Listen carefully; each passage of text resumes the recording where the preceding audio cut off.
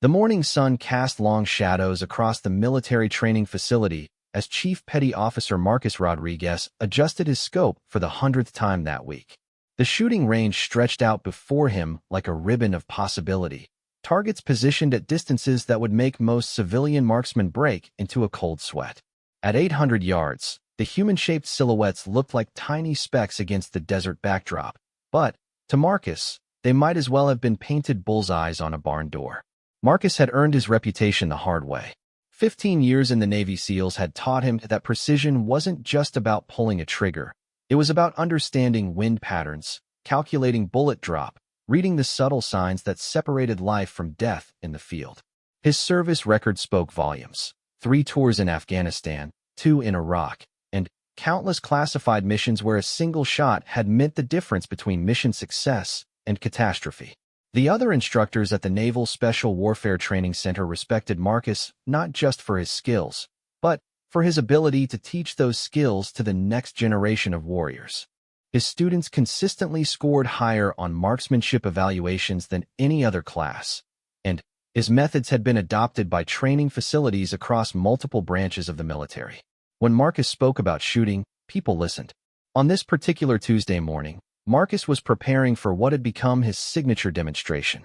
Every new class of SEAL candidates would gather around the 800-yard line to watch him place 5 consecutive shots through a target no larger than a playing card. It wasn't just about showing off, though Marcus would be lying if he said he didn't enjoy the looks of amazement on the young faces. It was about setting a standard that seemed impossible until you witnessed it firsthand. The facility buzzed with its usual morning activity. Candidates ran through obstacle courses, their instructors barking orders that echoed across the compound. The sound of automatic weapons fire crackled from the close-quarters combat range, while somewhere in the distance, an explosion marked another successful demolition exercise.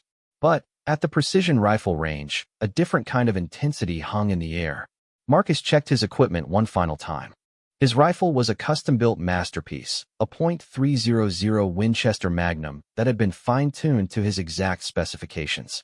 Every component had been selected for maximum accuracy. The barrel was hand-lapped to ensure perfect bore consistency.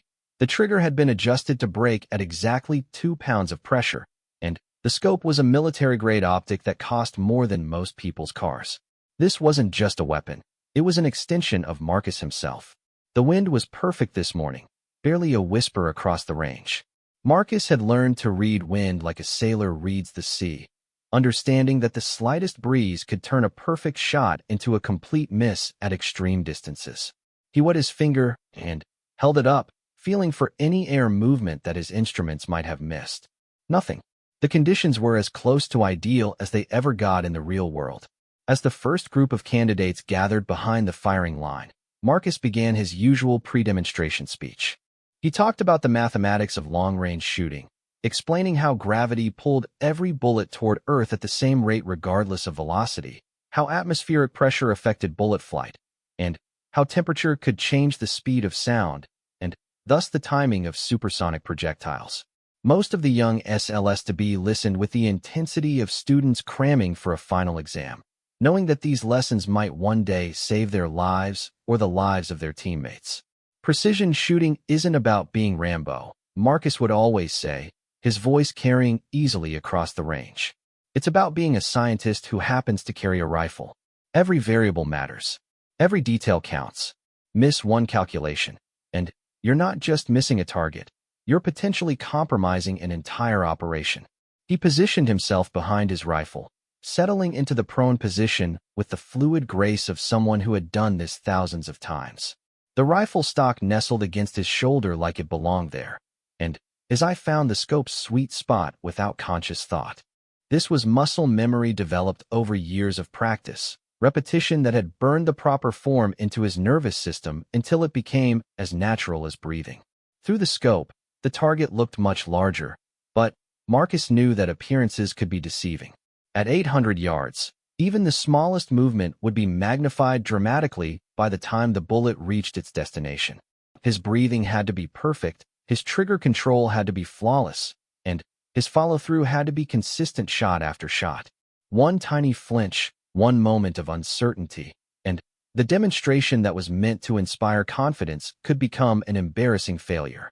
The first shot broke with the crisp snap that only comes from a perfectly adjusted trigger. Marcus felt the rifle's recoil push against his shoulder, but his eye never left the scope.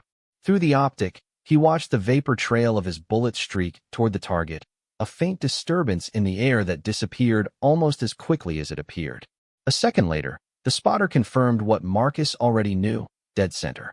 The candidates murmured their appreciation, but Marcus was already chambering his second round. This wasn't about one lucky shot. It was about proving that extreme precision could be achieved consistently, reliably, every single time.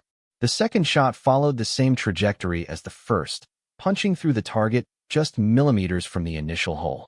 Then, the third, fourth, and fifth, each one seemingly guided by an invisible hand toward the exact same point of impact. When the smoke cleared and the spotter called "cease fire," the target looked like it had been attacked by a single, perfectly placed drill bit. 5 shots, 5 hits, all within a circle no larger than a quarter. It was the kind of shooting that made legends, the kind of demonstration that turned skeptical recruits into true believers in the power of precision marksmanship. Marcus stood and cleared his rifle with practiced efficiency, ejecting the final brass case and ensuring the chamber was empty before setting the weapon down. The candidates clustered around him with questions, their earlier skepticism replaced by genuine curiosity about how such accuracy was possible. Some wanted to know about his training regimen, others asked about the technical specifications of his rifle, and a few brave souls wondered if they would ever be able to shoot with such precision. "It's not magic," Marcus told them, enjoying their attention but careful not to let it go to his head. "It's mathematics, practice, and attention to detail. Any one of you can learn to shoot like this if you're willing to put in the work. The difference between a good shot and a great shot isn't talent. It's the willingness to practice until perfect becomes routine." As the demonstration concluded and the candidates moved on to their next training evolution, Marcus began the methodical process of cleaning and storing his equipment. This ritual was just as important as the shooting itself, ensuring that his rifle would perform flawlessly the next time he needed it. Each component was carefully inspected, cleaned, and properly stored, because Marcus understood that precision instruments required precise care. But even as he went through the familiar motions of post-shooting maintenance, Marcus found his mind wandering to the conversation he'd had with some of the other instructors the previous evening. They had been discussing the upcoming inter-service marksmanship competition, and the topic of civilian participation had come up. Some of the newer instructors seemed to think that ordinary people, those without military training, could somehow compete with professional warriors who had dedicated their lives to perfecting their craft. Marcus had laughed at the suggestion, not out of cruelty, but out of genuine disbelief. The idea that someone without years of specialized training, without the benefit of military discipline and instruction, could match the precision of a Navy SEAL seemed absurd. Sure, there were talented civilian shooters out there, hunters and competitive marksmen who could shoot well under controlled conditions. But the kind of precision required for military applications was something else entirely. The conversation had turned to the facility's civilian support staff, and someone had jokingly suggested that maybe one of the janitors or maintenance workers might surprise them all by picking up a rifle and shooting bullseyes. The entire group had burst into laughter at the absurdity of the idea. These were good people, hard-working individuals who kept the facility running smoothly, but they were hardly candidates for precision marksmanship at extreme distances. As Marcus packed away his rifle case, he reflected on the pride he felt in his abilities and the respect he had earned from his peers. He had worked hard to get where he was, sacrificing comfortable civilian life for the demanding world of special operations. Every scar on his body, every sleepless night in hostile territory, every moment of terror and triumph had contributed to making him the marksman he was today. It seemed only fair that such dedication should be rewarded with abilities that ordinary people simply couldn't match. The afternoon brought a new group of candidates, fresh-faced young men and women who had somehow made it through the initial selection process and were now beginning the real test of SEAL training. Marcus repeated his demonstration, achieving the same spectacular results with the same apparent effortlessness. By the time the sun began to set over the desert training facility, he had convinced another 30-odd future warriors that precision shooting was both an art and a science, and that mastering it was essential to their survival and success. Walking back toward the main building as the day ended, Marcus noticed one of the maintenance workers replacing light bulbs in the outdoor fixtures. The man was older, maybe in his 50s, with graying hair and the kind of weathered hands that spoke of a lifetime of physical work. He worked methodically and efficiently, treating his simple task with the same attention to detail that Marcus brought to his rifle maintenance. There was something oddly familiar about his movements, a precision and economy of motion that reminded Marcus of his own approach to complicated tasks. For a moment, Marcus found himself wondering about the man's background. Most of the civilian workers at the facility were former military themselves, having chosen to remain connected to the warrior community even after their active service ended. This particular janitor, Marcus thought his name might be Eddie or Edgar, something with an E, had always been polite and professional in their brief interactions, but Marcus realized he knew virtually nothing about the man's history. The thought passed quickly, however, as Marcus focused on his evening routine. Tomorrow would bring another group of candidates, another opportunity to demonstrate the skills that had taken him a lifetime to develop. The precision that made him valuable to his country, the accuracy that had saved lives and completed missions, these were gifts that came from years of dedicated training and innate ability working together in perfect harmony. As he locked up his equipment and headed home to his small apartment near the base, Marcus felt the familiar satisfaction of a job well done. He had spent another day passing on the skills and knowledge that might one day save the lives of the young warriors under his instruction. It was good work, important work, and he was proud to be doing it. The conversation about civilian marksmanship seemed even more ridiculous in retrospect. Marcus had dedicated his entire adult life to becoming the best possible version of a precision marksman, and the results spoke for themselves. The idea that someone without such training and dedication could somehow match his abilities was not just unlikely, it was impossible, or so he believed. Eddie Morales pushed his cart down the hallway of the Naval Special Warfare Training Center, the wheels squeaking in a rhythm that had become as familiar to him as his own heartbeat. 37 years old, with calloused hands and a back that ached from years of physical labor, Eddie looked like exactly what he was supposed to be, an invisible part of the facility's infrastructure, someone who cleaned up after the warriors without drawing attention to himself. What the SEALs and instructors didn't know, what Eddie had made sure they would never know, was that their quiet janitor had once been one of the most deadly snipers in the United States Marine Corps. Staff Sergeant Eduardo Morales had served 3 tours in Iraq and 2 in Afghanistan, accumulating a service record that would have impressed even the arrogant Navy SEAL instructors who barely acknowledged his existence as he emptied their trash cans and mopped their floors. Eddie had grown up in East Los Angeles, where the sound of gunfire was more common than most suburban kids would ever imagine. His father had been a mechanic who worked 16-hour days to keep food on the table, and his mother had cleaned houses for wealthy families in Beverly Hills. Neither parent had military experience, but both had instilled in their son a work ethic that would serve him well in the Corps and a respect for precision that would make him legendary among those who knew what he was capable of. The transition from civilian to Marine had been brutal but transformative. Eddie discovered that he had a natural gift for shooting that went far beyond normal talent. Where other recruits struggled to hit targets at 300 yards, Eddie was consistently placing shots at 500 yards with iron sights. His drill instructors noticed immediately, and before long, he was being fast-tracked towards sniper school. Marine Scout Sniper School was arguably the most demanding marksmanship program in the world. The washout rate was over 70%, and those who made it through emerged as members of an elite fraternity that took its responsibilities seriously. Eddie not only graduated but finished first in his class, setting records for long-range accuracy that stood for years afterward. His instructors predicted a career of distinction, possibly even selection for force reconnaissance or other special operations units. They were right, but not in the way anyone expected. Eddie's first deployment took him to Fallujah during some of the heaviest fighting of the Iraq War.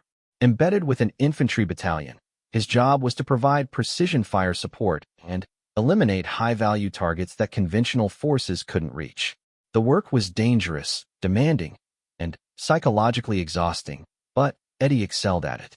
His longest confirmed kill came at 1,247 yards, a shot that required him to account for wind, temperature, humidity, and the rotation of the Earth itself.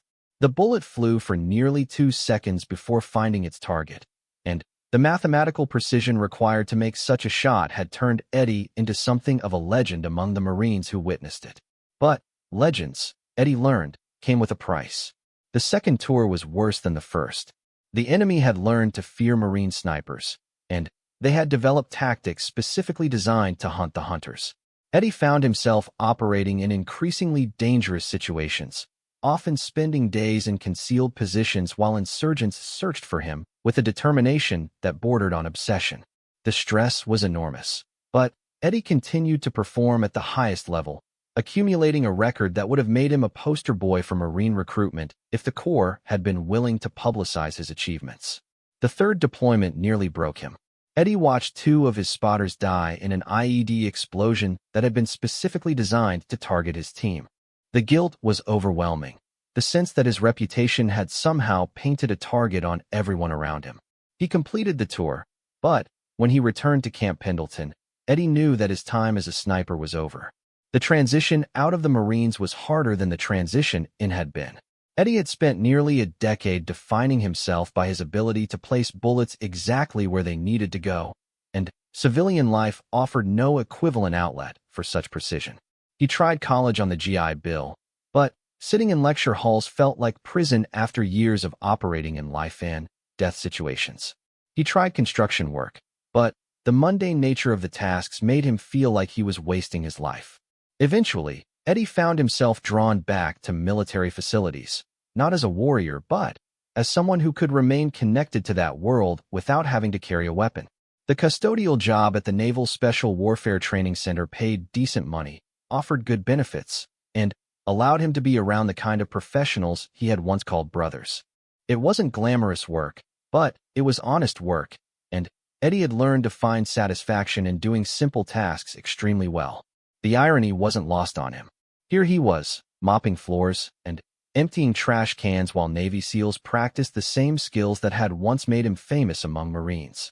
He could hear them on the shooting ranges, bragging about their precision and accuracy, never imagining that the man cleaning their barracks could outshoot any of them without breaking a sweat. Eddie found their confidence amusing rather than annoying. They were good at what they did, and they had every right to be proud of their abilities. But sometimes, late at night when the facility was empty except for security guards, Eddie would walk past the shooting ranges and feel his hands itch for the familiar weight of a precision rifle. The muscle memory was still there, burned into his nervous system by years of practice and combat experience. He could visualize the sight picture, feel the trigger break, predict exactly where a bullet would impact at distances that would challenge even the best SEAL snipers. Eddie had been working at the facility for almost 3 years when Chief Petty Officer Rodriguez arrived to take over the precision marksmanship program. Eddie had heard about Rodriguez before he met him. His reputation as a shooter was well established throughout the special operations community. The man was undoubtedly skilled, and Eddie respected the dedication and training that had gone into developing such abilities. What Eddie found less impressive was Rodriguez's attitude toward anyone who wasn't a SEAL. The chief was professional enough in his interactions with civilian staff, but there was an underlying assumption that military training automatically made someone superior to those who had chosen different paths. Eddie had encountered this attitude before, usually from people who had never actually tested their skills against real opposition, and he found it more sad than offensive. The daily demonstrations that Rodriguez performed for new SEAL candidates were technically proficient, but hardly extraordinary by Eddie's standards. 5 shots at 800 yards into a playing card-sized target was solid shooting, the kind of consistency that proved good training and regular practice. But Eddie had routinely made shots at much greater distances under far worse conditions, often with lives depending on his accuracy rather than just pride and reputation. Still, Eddie kept his opinions to himself. His military days were behind him, and he had no interest in proving anything to anyone. His current life was quiet and peaceful, free from the stress and responsibility that had once defined his existence. He cleaned the facilities, maintained the equipment that others used for their demonstrations, and went home to his small apartment where he could watch television and read books without worrying about incoming mortars or sniper teams trying to hunt him down. The other civilian workers at the facility came from similar backgrounds. Most were veterans who had found their way into support roles after completing their military service. They formed a loose community of men and women who understood each other's experiences without needing to discuss them in detail. Eddie fit in well with this group, contributing to conversations about sports and politics while carefully avoiding any mention of his specialized background. One evening, while Eddie was cleaning the instructor's lounge, he overheard a conversation between Rodriguez and several other SEAL trainers. They were discussing an upcoming inter-service competition, debating whether civilian shooters posed any real threat to military marksmen.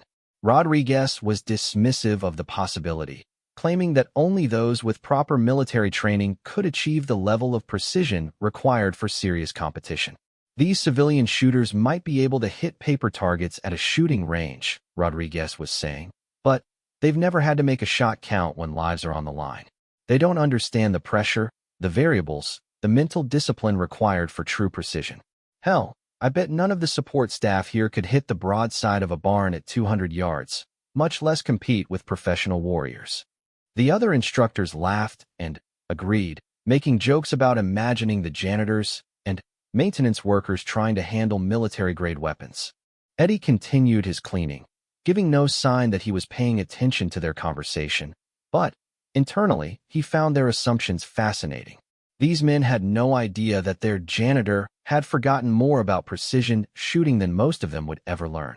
The conversation continued for another 20 minutes, with Rodriguez becoming increasingly emphatic about the superiority of military-trained marksmen. He spoke about the science of long-range shooting, the mathematics involved in calculating bullet trajectories, and the mental discipline required to perform under pressure. Everything he said was technically accurate, but Eddie couldn't help noticing that Rodriguez talked about these concepts like someone who had learned them from textbooks rather than from practical application in combat situations. As Eddie finished his cleaning and prepared to leave for the evening, he reflected on the strange turns his life had taken. Once, he had been the person that other Marines looked up to, the sniper that instructors used as an example of what was possible with enough training and natural ability. Now he was invisible, just another face in the crowd of support staff that kept the facility running smoothly. There was a certain peace in that invisibility, a freedom that came from not having to live up to anyone's expectations or maintain a reputation built on deadly skills. Eddie could go about his work without pressure, without the weight of knowing that his next shot might determine whether his teammates lived or died. It was a different kind of life, but not necessarily a worse one. Still, as he drove home through the desert landscape surrounding the base, Eddie found himself thinking about Rodriguez's confident assertions regarding civilian shooting abilities. The SEAL instructor was skilled, no question about that, but his arrogance was built on assumptions that Eddie knew to be false. There were plenty of people outside the military who could shoot with extraordinary precision, including some who had learned their skills in uniform but had chosen to pursue other paths afterward. Eddie parked outside his modest apartment complex and sat in his car for a few minutes, watching the stars appear in the clear desert sky. Tomorrow would bring another day of cleaning and maintenance, another opportunity to remain invisible while highly trained warriors practiced their deadly crafts just a few feet away. It was a strange existence, but it was his existence, and Eddie had learned to find contentment in unexpected places. As he finally got out of his car and walked toward his front door, Eddie made a mental note to avoid the shooting ranges during his cleaning rounds the following day. Hearing Rodriguez and his colleagues practice their precision shooting always awakened memories that Eddie preferred to keep buried, reminders of skills that he had worked hard to set aside. Better to focus on his current responsibilities and let the past remain where it belonged.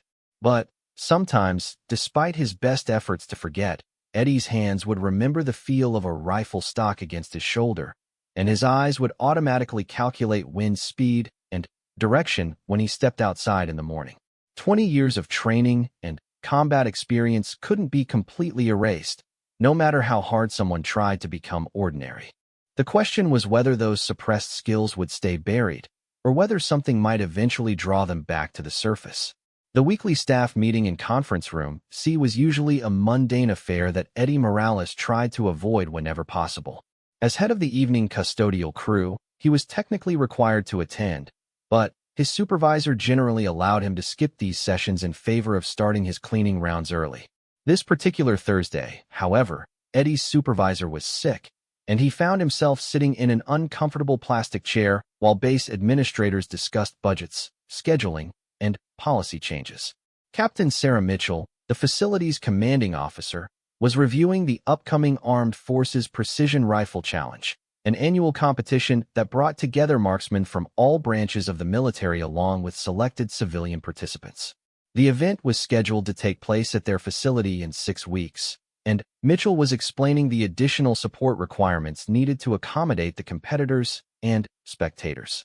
We'll need extra security, expanded dining facilities, and round-the-clock maintenance of the shooting ranges, Mitchell was saying, consulting a thick folder of planning documents. This competition draws participants and observers from across the military community, and it's important that our facility makes a good impression. Eddie listened with half his attention while reviewing his mental checklist of evening tasks. The main barracks needed deep cleaning, the instructional areas required restocking of supplies, and several pieces of range equipment needed maintenance. He was calculating the time required for each task when Chief Rodriguez spoke up from his position near the front of the room. "Captain, I've been thinking about the civilian participation aspect of this competition," Rodriguez said, his tone suggesting he had given the matter considerable thought. "I understand that tradition allows for civilian marksmen to compete alongside military personnel, but I wonder if that's really appropriate for an event hosted at a military training facility." Mitchell looked up from her papers with obvious curiosity. "What are your concerns, Chief?" Rodriguez leaned forward in his chair, his expression serious and professional. "Ma'am, precision marksmanship is a military skill that requires years of specialized training and combat experience to master properly.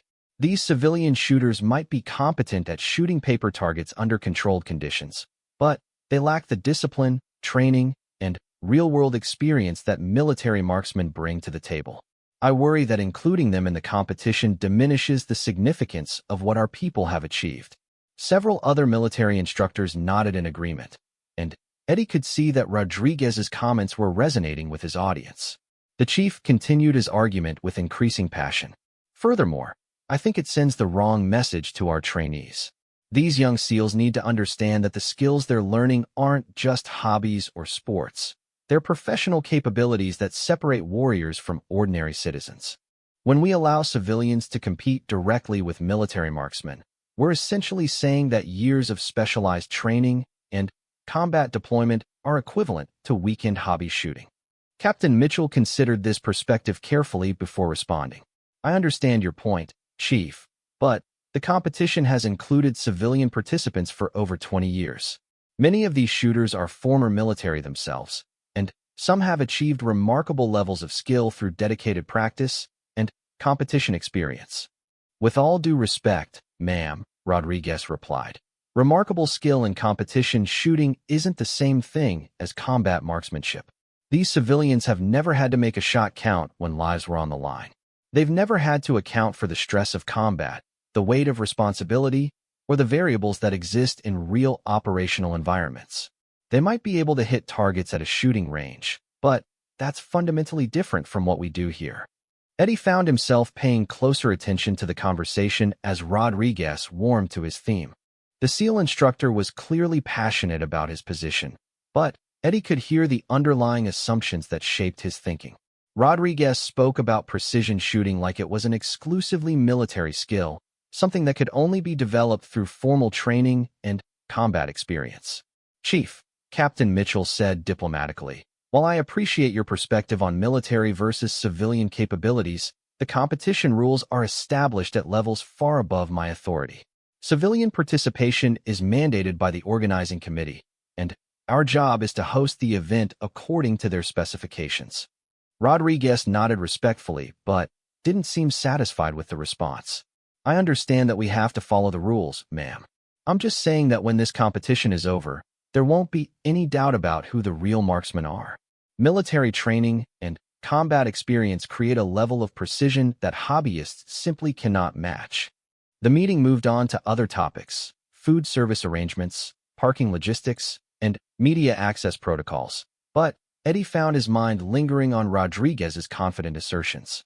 The SEAL instructor seemed genuinely convinced that military training was the only path to true marksmanship excellence, and that civilian shooters were inherently inferior regardless of their individual achievements or backgrounds. As the meeting concluded and people began filing out of the conference room, Eddie gathered his cleaning supplies and prepared to begin his evening rounds. But Rodriguez's words continued to echo in his mind as he walked through the facility's corridors. The man's arrogance wasn't malicious, but it was built on assumptions that Eddie knew to be fundamentally flawed. Over the following days, Eddie found himself paying more attention to the conversations and activities around the precision rifle ranges. Rodriguez was clearly preparing for the upcoming competition with increased intensity, extending his practice sessions and working with select SEAL candidates who had shown particular aptitude for long-range shooting. The chief's confidence in his abilities and those of his military colleagues seemed to grow with each passing day. During one particularly elaborate demonstration, Rodriguez gathered a large group of candidates and support staff to witness what he called a preview of military precision versus civilian approximation. He set up targets at 600, 800, and 1,000 yards, then methodically engaged each one with textbook accuracy. His shots were technically proficient and impressively consistent, and the audience responded with appropriate appreciation.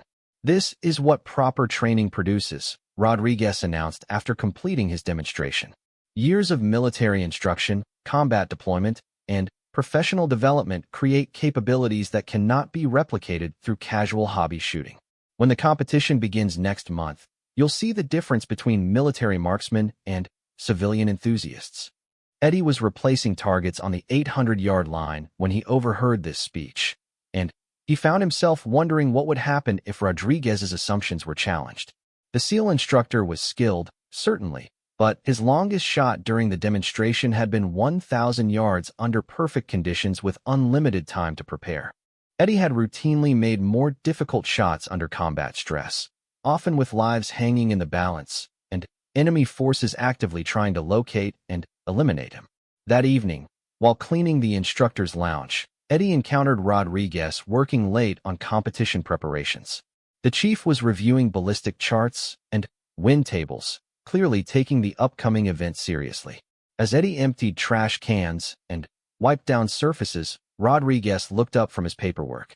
"Evening, Eddie," he said with the polite but distant tone he used when addressing civilian support staff.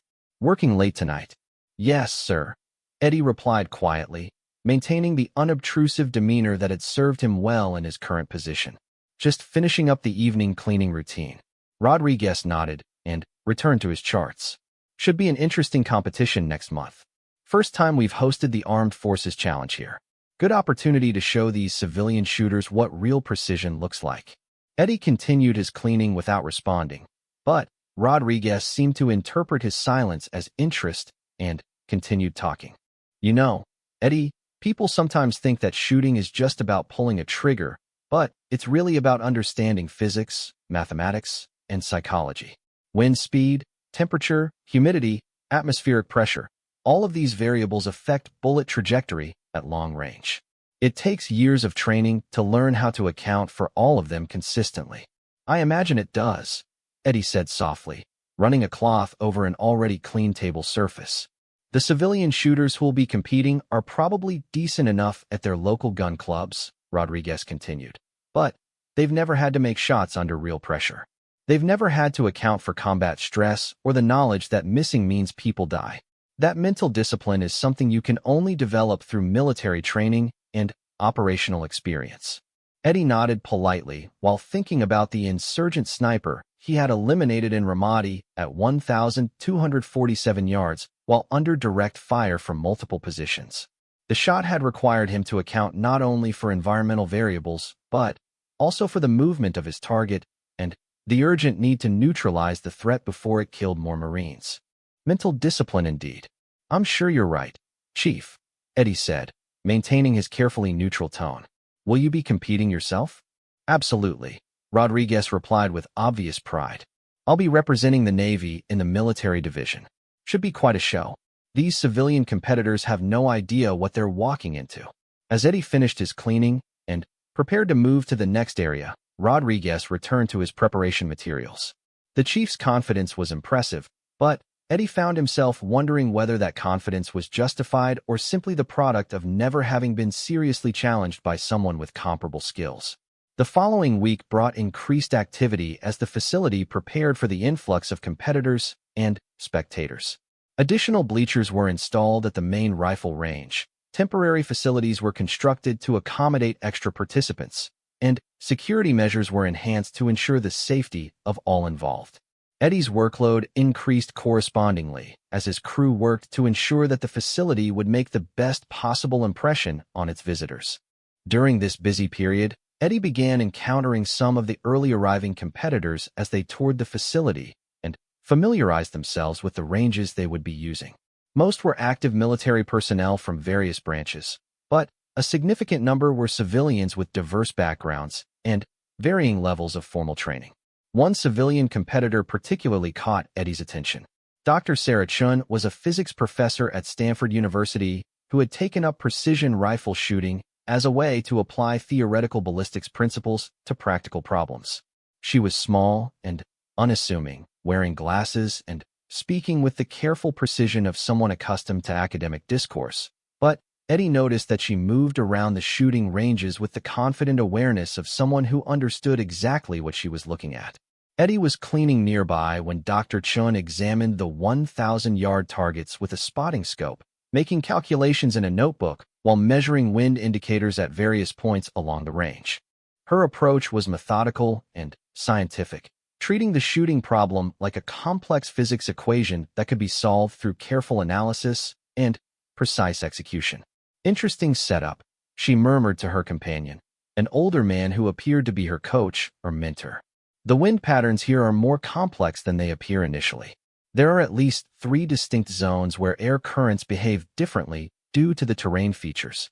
Eddie found himself impressed by her analytical approach.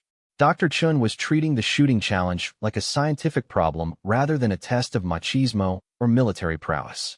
Her methodology reminded Eddie of his own approach during his Marine Corps days, when successful shots often required the kind of mathematical precision that Rodriguez talked about, but that few people actually applied consistently. Later that afternoon, Eddie encountered Rodriguez near the main firing line, where the chief was pointing out various features of the range to a group of visiting military instructors.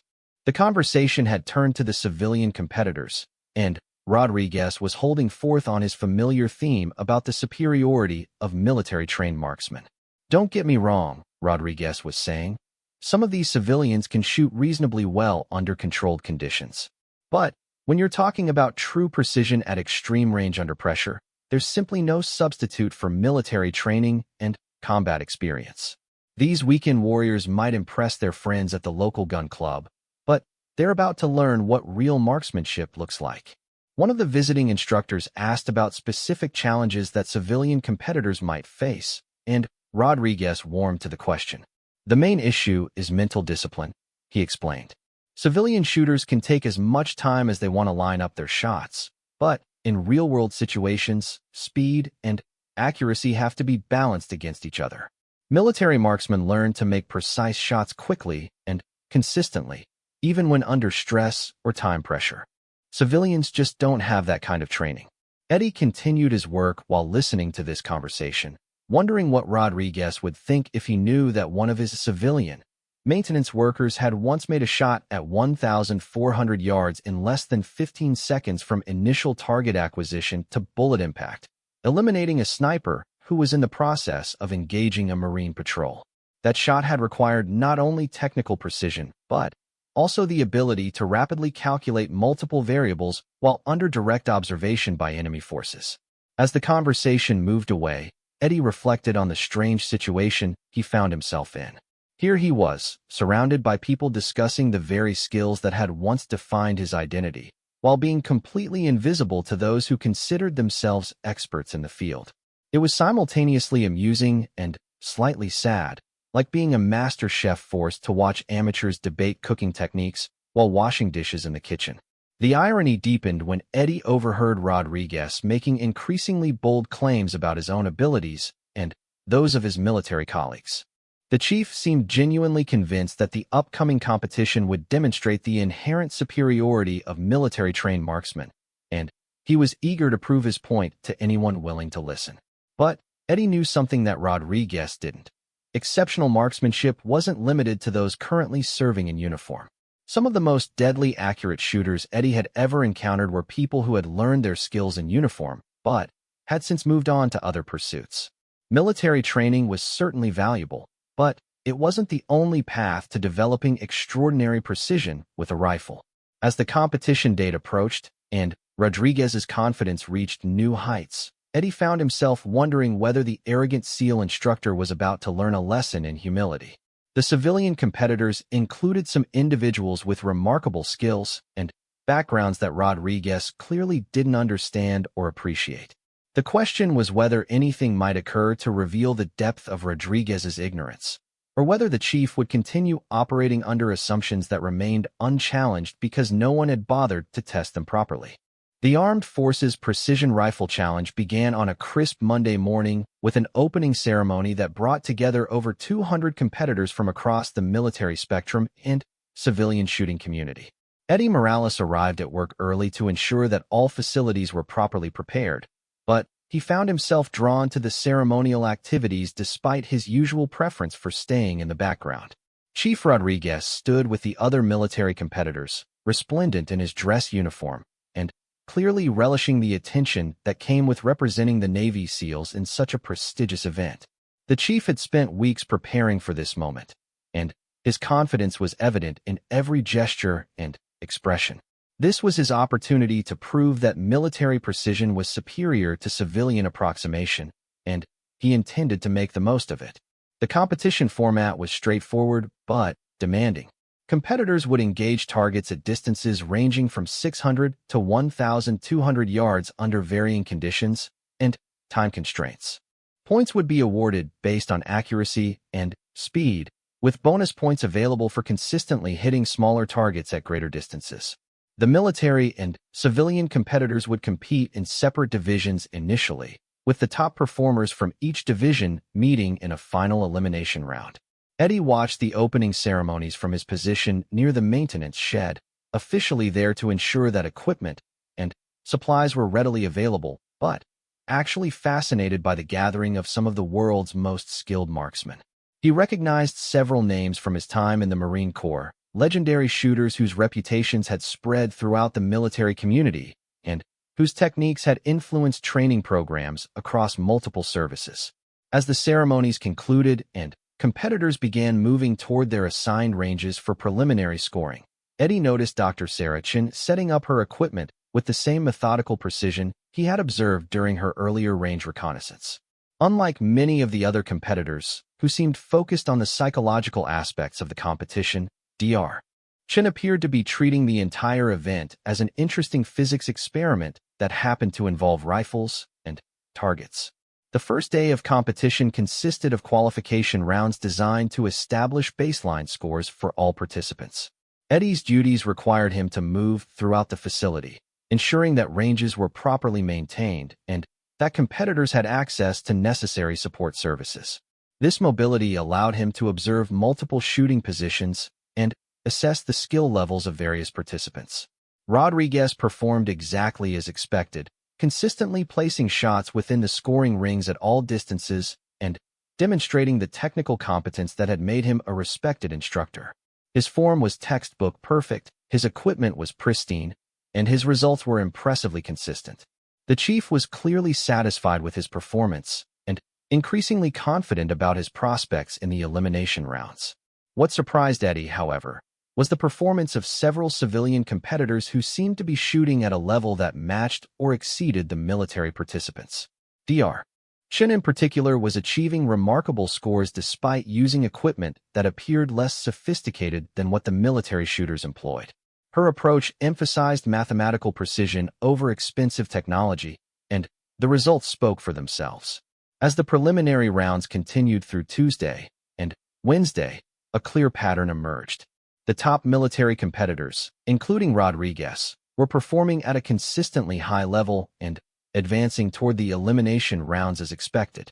But several civilian shooters were matching their performance, setting up what promised to be an interesting final competition between the two divisions.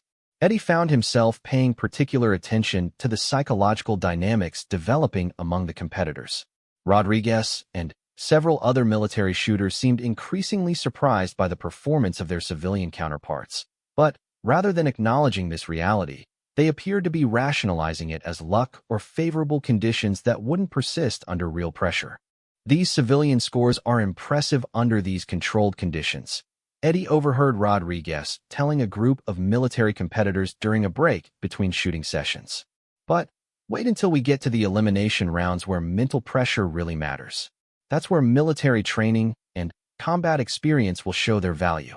The civilian competitors, for their part, seemed focused purely on the technical aspects of the competition rather than any desire to prove points about military versus civilian capabilities.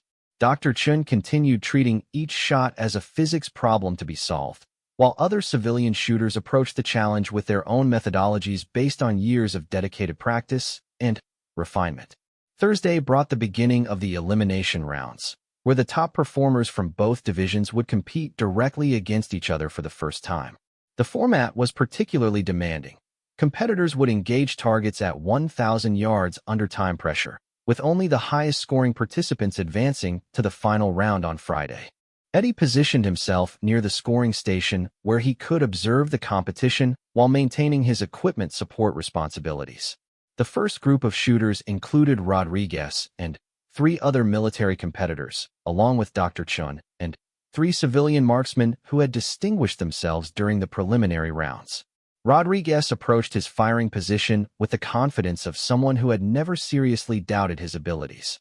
His pre-shot routine was thorough and professional, checking wind conditions, adjusting his scope, and settling into his shooting position with practiced ease. The target at 1,000 yards looked impossibly small through the spotting scopes, but Rodriguez had been making shots at that distance for years. His first shot was perfect, punching through the center ring and earning maximum points. The second and third shots followed with equally impressive precision, demonstrating exactly the kind of consistency that had made Rodriguez's reputation. By the time he completed his string of 5 shots, the chief had achieved a score that would have been considered exceptional under any circumstances. Rodriguez rose from his shooting position with obvious satisfaction, accepting congratulations from his military colleagues, and clearly expecting that his performance had established a standard that the civilian competitors would struggle to match. He positioned himself where he could observe the remaining shooters, confident that he was watching people attempt something beyond their capabilities. Dr. Chin approached her firing position with the same methodical calm she had displayed throughout the competition. Her pre-shot routine was different from Rodriguez's, more focused on mathematical calculations, and less concerned with the psychological preparation that military shooters emphasized. She consulted a notebook filled with ballistic calculations, made precise adjustments to her scope settings, and settled into position with movements that seemed almost mechanical in their efficiency. Her first shot struck the target with a sharp crack that drew attention from observers who had been engaged in conversation. The shot placement was perfect, matching Rodriguez's precision exactly. The second shot followed immediately, demonstrating a shooting rhythm that was faster than Rodriguez's more deliberate approach, but equally accurate. By her fourth shot, it was clear that Dr. Chun was not only matching the chief's performance, but potentially exceeding it. When the scoring was complete, Dr. Chun had achieved a score that was 2 points higher than Rodriguez's, placing her at the top of the elimination round standings. The military competitors stood in stunned silence, clearly struggling to process what they had witnessed. Rodriguez's face showed a mixture of disbelief and growing concern as he realized that his assumptions about civilian versus military capabilities were being challenged in the most direct possible way. "That was some excellent shooting," Rodriguez said to Dr. Chun as competitors prepared for the next stage of elimination. His tone was polite but strained, reflecting his difficulty in reconciling what he had just witnessed with his deeply held beliefs about marksmanship and training. "Thank you," Dr. Chen replied simply. "The conditions here are quite favorable for precision shooting. Your facility has done an excellent job with range setup and maintenance." The conversation was brief and professional, but Eddie could see that Rodriguez was struggling with implications that went far beyond shooting scores. The chief's entire worldview about military superiority and precision marksmanship was being directly challenged, and he didn't seem to have a framework for understanding how such a thing was possible. Friday morning brought the final competition round, where the top 6 shooters would engage targets at 1,200 yards, the longest distance of the entire competition. The format was unforgiving. Each competitor would have 10 minutes to engage 5 targets, with scoring based on both accuracy and the total time required to complete the course. Only the most skilled marksmen in the world could expect to achieve meaningful scores under such demanding conditions. Eddie arrived early to ensure that all equipment was functioning properly, but he found himself increasingly invested in the outcome of the competition. Rodriguez represented everything that Eddie had once been, a highly trained military marksman whose identity was built on precision shooting and whose confidence was grounded in assumptions about the superiority of military training. Dr. Chun represented something different, a civilian who had achieved extraordinary capability through scientific methodology and dedicated practice, proving that excellence could develop along multiple paths. The final competitors included Rodriguez, 2 other military marksmen, Dr. Chun, and 2 additional civilian shooters who had advanced through the elimination rounds. As they gathered at the firing line, Eddie noticed that Rodriguez appeared more tense than he had been during earlier stages of the competition. The chief was clearly feeling pressure that he hadn't experienced before, the psychological weight of having his fundamental assumptions challenged by people he had considered inherently inferior. Dr. Chun, by contrast, seemed as calm and focused as she had been throughout the week. She consulted her notebook one final time, checked her equipment with the same methodical precision she had displayed previously, and took her position with no apparent awareness of the broader implications surrounding her performance. The signal to begin shooting came at exactly 0900 hours, and all 6 competitors immediately began engaging their targets. Rodriguez's first shot was slightly wide of center, not a miss, but not the perfect placement he had achieved consistently throughout his career. The uncharacteristic error seemed to rattle him, and his second shot was also less precise than normal. Dr. Chin's approach was fundamentally different. Rather than trying to maximize the precision of individual shots, she appeared to be optimizing for the combination of accuracy and speed that the scoring system rewarded.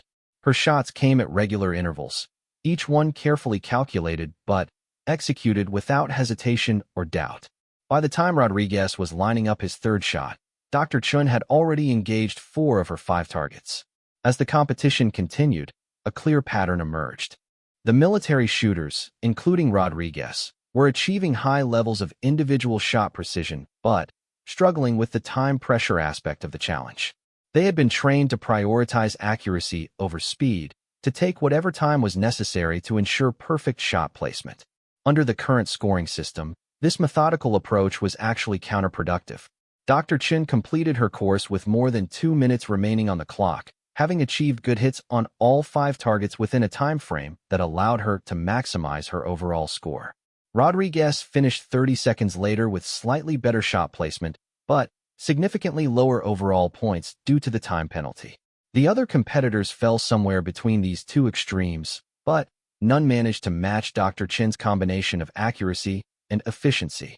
When the final scores were announced, Dr. Chun had won the overall competition by a margin that left no room for debate or rationalization.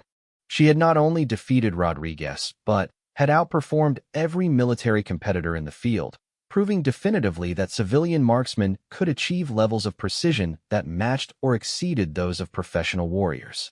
Rodriguez stood in stunned silence as the results were read, clearly struggling to process what had happened. His identity as a marksman, his confidence in military training superiority, and his fundamental understanding of how precision shooting worked had all been challenged simultaneously. The chief's worldview had been shattered by a physics professor who approached shooting like a mathematical problem rather than a warrior's skill. As the competition concluded and participants began packing their equipment, Eddie found himself near the awards ceremony where Dr. Chen received recognition for her outstanding performance. The contrast between her quiet satisfaction and Rodriguez's obvious confusion was striking. She had proven her point without seeking to humiliate anyone, while Rodriguez was forced to confront the reality that his assumptions had been completely wrong. Later that afternoon, as the facility returned to its normal routine and visiting competitors departed for their homes, Eddie encountered Rodriguez cleaning his rifle with unusual intensity. The chief looked up as Eddie passed by, and, for the first time in their interactions, Rodriguez seemed to really see him as an individual rather than just part of the maintenance infrastructure. "Eddie," Rodriguez said slowly, "can I ask you something?" "Of course, Chief. Have you ever done any shooting?" "I mean, before working here." Eddie paused, considering how to respond. For 3 years, he had maintained his invisible status, avoiding any situation that might reveal his background or capabilities. But something in Rodriguez's expression, a combination of humility and genuine curiosity, made him reconsider his usual approach. Eddie said carefully. "I was in the Marines for a while." "What did you do in the Marines?" Eddie looked at Rodriguez for a long moment, weighing the consequences of honesty against the value of continued invisibility. The chief had just learned a painful lesson about making assumptions regarding other people's capabilities, and perhaps it was time for him to learn another one. "I was a scout sniper, Chief. 3 tours in Iraq, 2 in Afghanistan." Rodriguez stared at Eddie with growing comprehension, his mind clearly racing through the implications of this revelation. The janitor he had barely noticed for 3 years, the maintenance worker he had dismissed as part of the facility's invisible support staff, was not only a fellow marksman, but someone whose combat experience and specialized training likely exceeded his own. "How long have you been working here?" Rodriguez asked quietly. "About 3 years. Since I got out of the Corps." "And you never said anything? Never mentioned your background?" Eddie shrugged slightly. "Wasn't relevant to my job. Besides, I'm retired from all that. Different life now." Rodriguez set down his rifle and leaned back in his chair, clearly struggling with the realization that he had been making assumptions not just about civilian competitors, but about the people around him every day. The chief, who had been so confident about his ability to distinguish between warriors and ordinary people, had failed to recognize a fellow professional who had been working beside him for years. "Eddie," Rodriguez said finally, "would you be willing to show me something? I mean, if you're not too rusty." Eddie considered the request carefully. Part of him wanted to maintain his current life and avoid reopening connections to skills and experiences he had worked hard to leave behind. But another part of him recognized that Rodriguez had just learned an important lesson about humility and assumptions, and perhaps there was value in completing that education. "What did you have in mind, Chief?" Rodriguez gestured toward the shooting range where targets were still set up at various distances. "Maybe we could do some shooting together. I'd be interested in your perspective on some of the techniques I've been teaching." Eddie looked out at the range, calculating wind conditions and light angles with the automatic assessment that had never really left him despite years of conscious suppression. The targets at 1,000 yards looked perfectly clear in the desert air, and his hands remembered exactly how a rifle should feel when properly positioned for precision shooting. "All right, Chief," Eddie said quietly. "I suppose we could do that." As the two men walked toward the range together, Rodriguez carrying his precision rifle and Eddie moving with the unconscious awareness of someone whose relationship with such weapons went deeper than hobby or profession, the irony of the situation was almost overwhelming. The arrogant SEAL instructor who had claimed that only warriors could shoot with true precision was about to discover that his janitor was one of the most accomplished marksmen he had ever encountered. The afternoon sun cast long shadows across the desert shooting range as Eddie accepted Rodriguez's rifle and settled into a firing position he hadn't used in 3 years. His body remembered the proper stance, his hands found their correct placement, and his eye aligned with the scope as if no time had passed at all. The target at 1,200 yards, the same distance that had challenged the world's best marksman that morning, looked surprisingly manageable through the precision optic. Eddie's first shot struck dead center, punching through the target with an audible impact that carried clearly across the range. Rodriguez, watching through a spotting scope, called out the hit with obvious amazement.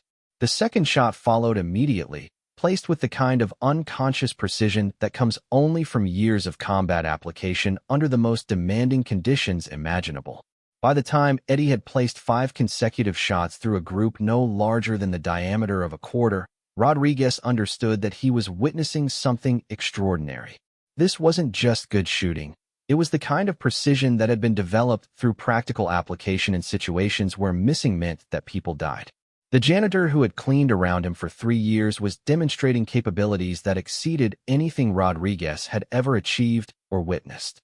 "Jesus Christ, Eddie," Rodriguez whispered as the last shot found its mark with the same devastating accuracy as the previous 4.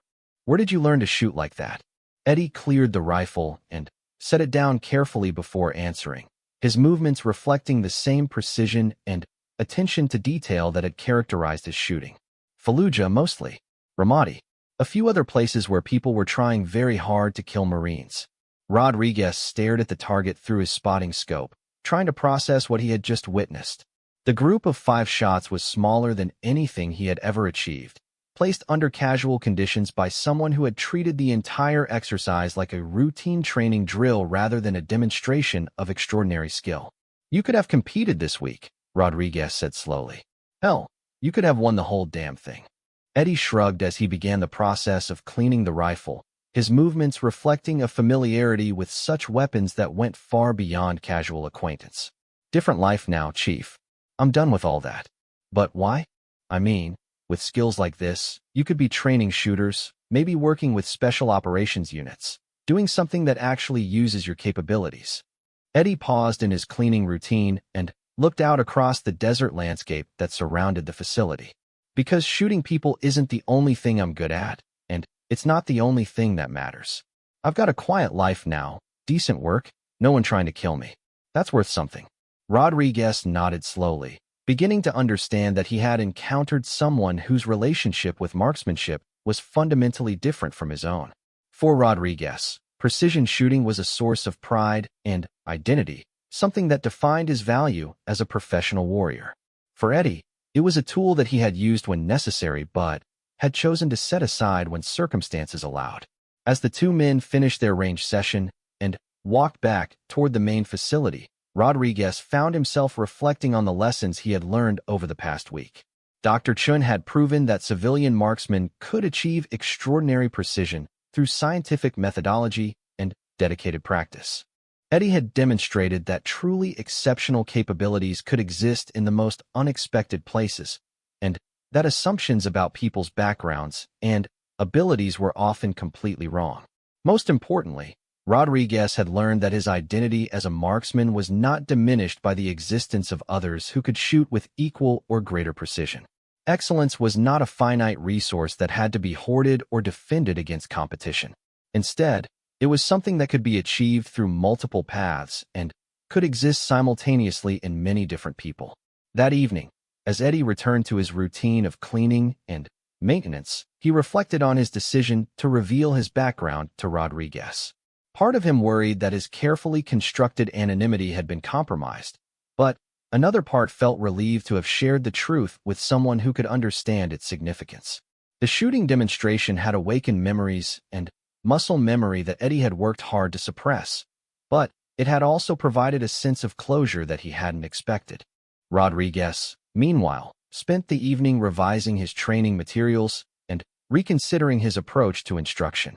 The week's events had taught him that excellence could emerge from unexpected sources, and that his role as an instructor was not to promote military superiority but to help students achieve their maximum potential regardless of their backgrounds or chosen paths. The facility returned to its normal routine over the following days, but something fundamental had changed in the relationship between the arrogant SEAL instructor and the invisible janitor. Rodriguez began acknowledging Eddie with genuine respect rather than polite dismissal, and occasionally the 2 men would discuss technical aspects of marksmanship with a mutual understanding of professionals who had both reached the highest levels of their craft. Eddie continued his work as head of the custodial crew, but He no longer felt the need to completely hide his background or capabilities. His military service remained a private matter, but he was no longer actively concealing it from those who showed genuine interest or respect. The shooting demonstration had reminded him that his skills were part of his identity, even if they were no longer central to his daily life. Most importantly, the week's events had demonstrated that precision and excellence could exist in many forms and could be achieved through various paths. Military training was valuable and produced exceptional results, but it was not the only route to extraordinary capability. Dr. Chin's scientific approach and Eddie's combat-tested skills represented different methodologies that could coexist and even complement each other. The arrogant assumption that only SEALs could shoot with true precision had been definitively disproven, not once but twice, by individuals whose backgrounds and approaches challenged everything that Rodriguez had believed about marksmanship and capability. The lesson was clear: excellence knows no uniform, and assumptions about other people's abilities are often not just wrong but embarrassingly so. As Eddie locked up his equipment storage area and prepared to end another workday, he smiled slightly at the memory of Rodriguez's expression when those 5 shots had grouped within a quarter-inch at 1,200 yards. Sometimes, he reflected, the best lessons are the ones that force people to question everything they thought they knew about themselves and others. The janitor had indeed proven the sniper chief wrong, but, more importantly, everyone involved had learned something valuable about respect, assumptions, and the many different forms that true expertise can take.